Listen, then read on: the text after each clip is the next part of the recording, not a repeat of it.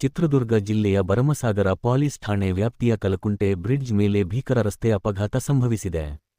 ದಾವಣಗೆರೆ ಕಡೆದಿಂದ ಬರುತ್ತಿದ್ದ HR 47 8646 ಸಂಖ್ಯೆಯ container lorry Chitradurga ಕಡೆಗೆ ಬರುತ್ತಿದ್ದ KA 52 5077 ಸಂಖ್ಯೆಯ ಮತ್ತೊಂದು ಲಾರಿಯೊಂದಿಗೆ ಡಿಕ್ಕಿ ಹೊಡೆದಿದೆ.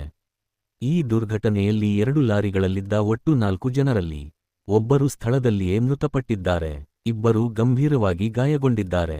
ಗಾಯಾಳುಗಳನ್ನು ತಕ್ಷಣವೇ ಹೈವೇ ಆಂಬ್ಯುಲೆನ್ಸ್ ಮೂಲಕ ಚಿತ್ರದುರ್ಗ ಜಿಲ್ಲಾ ಆಸ್ಪತ್ರೆಗೆ ಸಾಗಿಸಲಾಗಿದೆ. ಈ ಕುರಿತು ಭರಮಸಾಗರ PI ಅವರಿಗೆ ಮಾಹಿತಿ ನೀಡಲಾಗಿದೆ.